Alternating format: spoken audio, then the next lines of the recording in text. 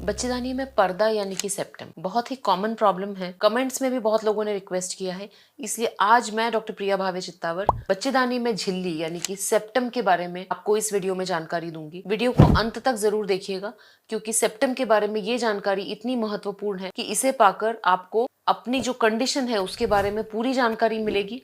और जिनको ये प्रॉब्लम है उससे भी ये वीडियो जरूर शेयर करिएगा, जिससे वो भी इस जानकारी को पा सके।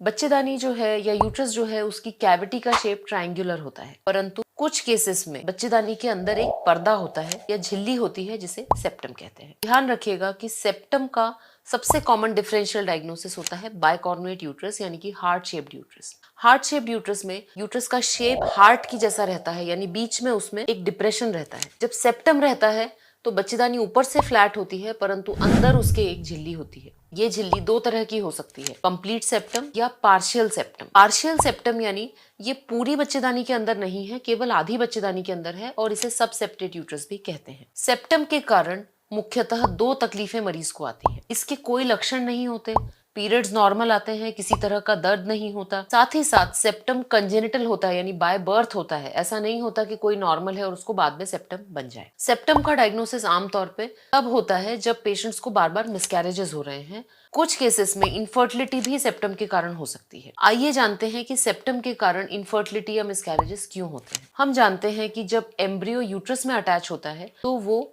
6 हफ्ते तक तो अब उसके अंदर ही जो पोषण है उससे बढ़ता है, परंतु 6 हफ्ते के बाद उसे माँ के शरीर से जो पोषण है वो यूट्रस की वॉल्स से मिलता है। जब यूट्रस के अंदर सेप्टम है तो सेप्टम के अंदर ब्लड फ्लो उतना अच्छा नहीं होता, और जो बढ़ने वाला भ्रूण है उसे उतनी मात्रा में ब्लड नहीं मिल पाता, और इस कारण से 6 से 8 हफ्ते के बीच में धड़कन चले जाना, ब्लीडिंग होकर गर्भपात हो जाना, ये सारी सिचुएशन सेप्टम वाले मरीजों में ज्यादा पाई जाती है। कुछ केसेस में सेप्टम के कारण इनफर्टिलिटी भी होती है। यदि किसी को सेप्टम है तो उसका इलाज बहुत ही सिंपल है, परंतु इलाज से पहले महत्वपूर्ण है सही निदान।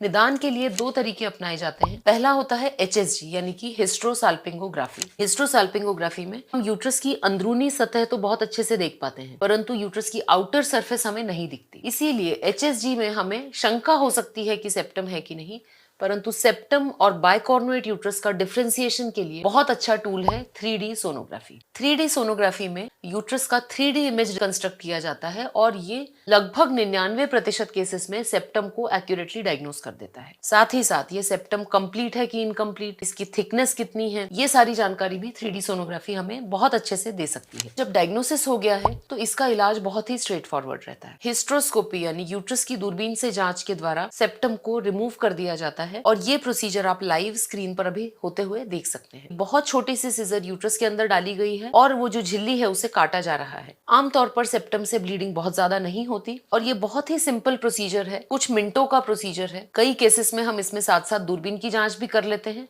जिससे ये पता चल जाता है कि फेलोपियन ट्यूब्स ओपन है कि नहीं। अधिकतर केसेस में सेप्टम अकेला हिस्ट्रोस्कोपी से भी इजीली निकाला जा सकता है। समस्या केवल उन केसेस में आती है जिनमें कंप्लीट यूट्राइन सेप्टम है, यानी बच्चेदानी पूरी तरह से 2 भागों में बटी हुई है। ऐसे केसेस में रिसेक्टोस्कोप नाम के औजार से ये सेप्टम निकाला जाता है, और 90% केसेस में ये सिंगल सिटिंग में हो जाता है। 10% केसेस में एक सेकंड सिटिंग या रीलुक हिस्ट्रोस्कोपी की आवश्यकता कभी कभी पड़ जाती है। सेप्टम रिमूवल एक बहुत ही सिंपल प्रोसीजर है, कोई भी अच्छा रिप्रोडक्टिव सर्जन इसको कर सकता है, परंतु इम्पोर्टेंट है कि आप इस तरह का सेंटर चुनिए जहां पे इसका निदान और इलाज बराबर हो सके। सेप्टम रिमूवल के विद इन 1 to 2 मंथ्स आप कंसीव कर सकते हैं। यूजुअली इसके 1 या 2 महीने बाद हम एक सोनोग्राफी करके चेक करते हैं कोई रेसिडुअल सेप्टम तो नहीं रह गया। रेसिडुअल सेप्टम रह भी गया है और उसकी थिकनेस 1 सेंटीमीटर से कम है, तो इसे निकालने की आवश्यकता नहीं है, आप प्रेगनेंसी के लिए चांस ले सकते हैं। रेसिडुअल सेप्टम यदि 1 सेंटीमीटर से ज्यादा है, उस स्थिति में रिमेनिंग सेप्टम को हम हिस्ट्रोस्कोपी से रिमूव कर सकते हैं। सेप्टम रिमूवल अब आमतौर पे होता है, बहुत आसानी से अवेलेबल है,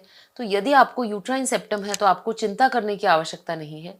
ये कम्प्लीटली ट्रीटेबल है, और इसके रिमूवल के बाद आपके जो चांसेस हैं वो किसी नॉर्मल महिला की तरह हैं। इससे आपको रिमूवल के बाद किसी तरह की समस्या नहीं आएगी। आशा करती हूँ कि ये जानकारी आप सबके लिए उपयोगी सिद्ध होगी। धन्यवाद।